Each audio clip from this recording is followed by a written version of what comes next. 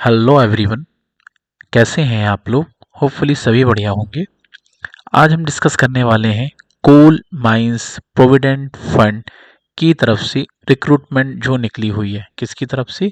CMPFO की तरफ से 115 पदों के लिए नोटिफिकेशन रिलीज किया गया है, जो कि काफ़ी अच्छी वैकेंसीज हैं। और ये सारी की सारी जो वैकेंसीज हैं वो है स्टोनोग्राफर एंड सोशल सिक्योरिटी असिस्टेंट के लिए वैकेंसीज निकली हुई है। तो ये 2025 का कोल माइंस की तरफ से जो नोटिफिकेशन निकला है ये बहुत ही अच्छा नोटिफिकेशन है। तो आप इसको मिस मत करना और इस वैकेंसी का पूरा बेनिफिट उठाना। ठीक है, तो हम इस वैकेंसी के बारे में डिटेल में डिस्कस कर लेते हैं कि आप किस तरीके से अप्लाई करोगे, क्या इसकी एज लिमिट होने वाली है, क्या इसकी स्टार्टिंग डेट है, क्या लास्ट डेट है, और पदों में OBC, EWS, general and other other categories के लिए कितनी क्या वैकेंसीज है, वो सब कुछ हम इसमें डिटेल में देखने वाले हैं। तो हम देख लेते हैं इम्पोर्टेंट डेट के बारे में। तो इम्पोर्टेंट डेट के बारे में हम बात करते हैं 14/1/2025, 14/1/2025 से फॉर्म फिल होना क्या स्टार्ट हो गए हैं। और इसकी जो अंतिम तिथि है वो है 15/2/2025, इसकी अंतिम तिथि है। तो लास्ट डेट के पहले पहले आप इस फॉर्म को फिल कर दीजिएगा, क्योंकि इसके बाद डेट शायद ही एक्सटेंड होने के कोई चांसेस नहीं है। एक चीज़, दूसरी चीज़ जो है वो आप फॉर्म जब भी फिल करो, फॉर्म में कोई भी मिस्टेक मत करना कि जिससे आपको करेक्शन की रिक्वायरमेंट हो, क्योंकि करेक्शन के लिए कोई भी डेट नहीं दी गई है और इवन करेक्ट भी नहीं होगा। क्लियर है? क्वालिफिकेशन के लिए आपके पास में आपसे रिलेवेंट डिग्री या फिर आईटीआई का सर्टिफिकेट्स होना चाहिए। ठीक है, जो भी आप जिस ट्रेड के लिए अप्लाई कर रहे हैं या फिर स्टेनोग्राफर के रिलेटेड सर्टिफिकेट्स जो हैं वो आपको होना चाहिए, सो दैट आप उस एप्लीकेशन के लिए एलिजिबल हो पाएँ और आप अप्लाई कर पाएँ। हम एज लिमिट की बात कर लेते हैं। तो जो मिनिमम एज है वो 1/8/2025 से काउंट होगी। ठीक है, सॉरी यहाँ पे करेक्शन मिस्टेक हो गई है। तो यहाँ 8 नहीं, यहाँ पर 1/1 है। ठीक है, क्या है बेसिकली 1/1 है। तो 1/1/2025 से मिनिमम आपकी जो एज है वो होना चाहिए 18 ईयर्स की। इससे कम डेट अगर आपकी होगी तो आप इस फॉर्म को फिल नहीं कर पाएंगे। वही जो मैक्सिमम एज है इसकी 27 ईयर्स, इससे ज़्यादा नहीं होनी चाहिए। अगर इससे ज़्यादा हो जाती है तो अनरिजर्व कैटेगरी में आपको कोई बेनिफिट नहीं मिलेगा। वहीं अगर हम ओबीसी कैटेगरी की बात कर लेते हैं तो ओबीसी वालों को 5 ईयर्स का एज रिलैक्सेशन का बेनिफिट मिल सकता है। वहीं हम SC ST की बात कर लेते हैं तो SC ST को 5 ईयर्स की जगह अब 7 ईयर्स का बेनिफिट मिल सकता है। पहले 5 ईयर्स था, अभी इसको 7 ईयर कर दिया गया है। ठीक है, तो एज पर जो गवर्नमेंट ऑफ इंडिया की रूल्स हैं उसके अकॉर्डिंग जो भी बेनिफिट्स होंगे वो आपको मिल जाएंगे। एप्लीकेशन फीस की हम बात करते हैं तो आपके लिए एप्लीकेशन फीस जो है वो नील होगी, ज़ीरो।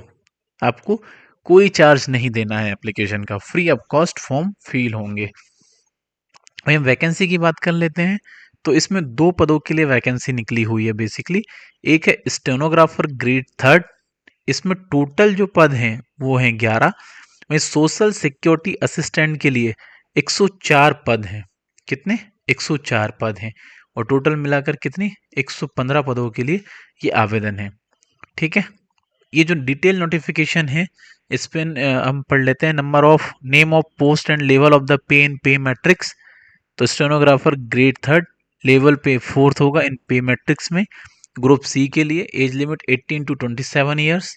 अनरिजर्व कैटेगरी के लिए 7 पोस्ट, ओबीसी के लिए 2, एससी के लिए 1, एसटी के लिए कुछ भी नहीं है और ईडब्ल्यूएस के लिए 1।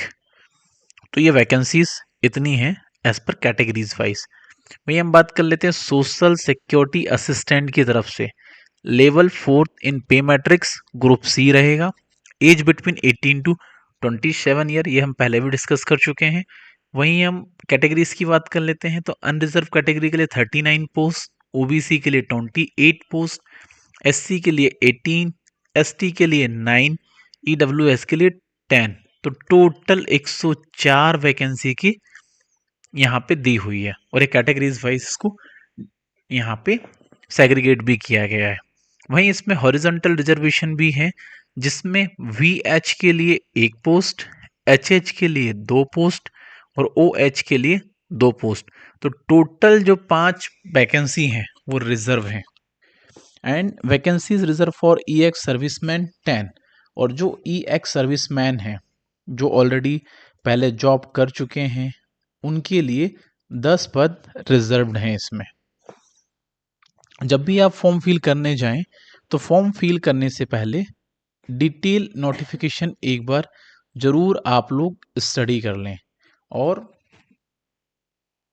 फोटोज का साइज क्या होना चाहिए, सिग्नेचर का क्या साइज होना चाहिए, एंड रिलेवेंट डॉक्यूमेंट्स कौन कौन से रिक्वायरमेंट है, ये सब सारी चीज़ें आपको डिटेल नोटिफिकेशन में मिल जाएगी। डिटेल नोटिफिकेशन को स्टडी करने के लिए यू में विजिट www.cmpfo.gov.in, इनकी वेबसाइट पर आप विजिट कर सकते हैं, वहाँ से नोटिफिकेशन डाउनलोड कर सकते हैं।